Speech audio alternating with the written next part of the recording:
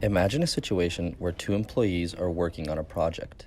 When tasked together, they cannot agree as to the best plan of action.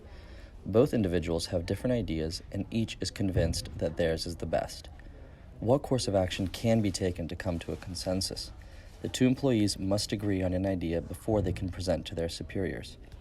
With proper negotiation and workplace communication tactics, these two employees can come to an agreement, reduce workplace conflict, and develop a healthy relationship that can continue into the future. When two or more people disagree, this creates conflict. In a workplace, this can range from minor petty disagreement to workplace violence. There are three types of conflicts within organizations. The first type of conflict is interpersonal conflict. This arises from within a person, is largely psychological, and involves individual thoughts, values, and emotions. It is the internal conflict between should and want for a person.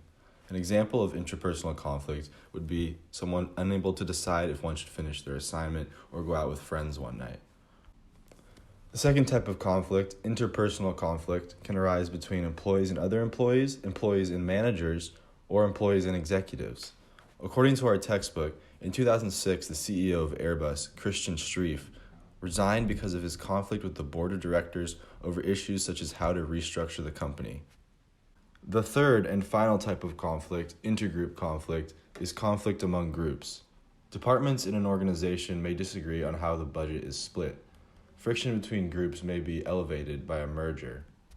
Canadian Air and Air Canada pilots were locked into years of personal and legal conflict when the two airlines' seniority lists were combined following their merger.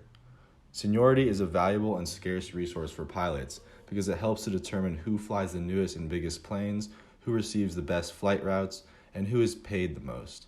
In response to the loss of seniority, former Canadian Air pilots picketed at shareholder meetings, threatened to call in sick, and had ongoing conflicts with pilots from Air Canada. Negotiation is a solution to conflict by helping the parties work toward an agreement. There are 5 phases of negotiation. The first is investigation, where you gather information on what you want to achieve from the negotiation. The second is determine your BATNA, which is the best alternative to a negotiated agreement. This is an important step because it helps you consider all your options so you can get the most favorable outcome for yourself. The third phase is presentation. This is the step where you collect all the information in a way that supports your position. The next phase is bargaining, which includes the process of concessions. This is the step where each party discusses their goals and the groups attempt to reach an agreement through compromise. The final phase is closure, and this ends either with the parties coming to an agreement or one party walking away from an offer they find unacceptable. According to Chris Voss, a former FBI hostage negotiator, there are several techniques to verbal negotiation. These include voice, mirroring, and labeling. With voice, try to be inquisitive when asking questions. This includes speaking with an upward inflection and showing genuine curiosity in your counterpart's point of view. Also, try to speak with a downward inflection when stating facts. According to Chris Voss, this technique will allow your counterpart to feel the same emotions that you are expressing. Mirroring is when you repeat key words that your counterpart just mentioned in the form of a question.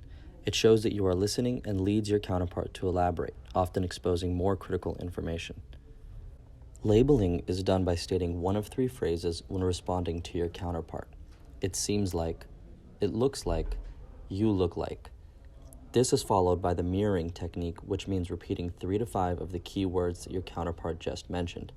When labeling, avoid the use of first-person pronouns since you are trying to give voice to your counterpart's feelings.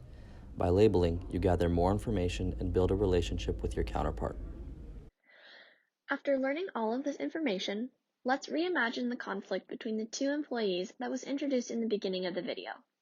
Now, armed with an understanding of communication and negotiation techniques provided to us by Chris Voss's research, the 2 professionals were able to communicate in good faith, develop a genuine interest in the other person's idea and/or perspective, and build trust-based influence through the use of empathy.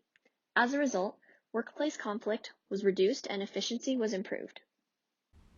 Armed with the skills of negotiation, these 2 professionals came to an agreement. They realized that by drawing on the strengths of each of their ideas, they were able to create a solution better than their individual solutions.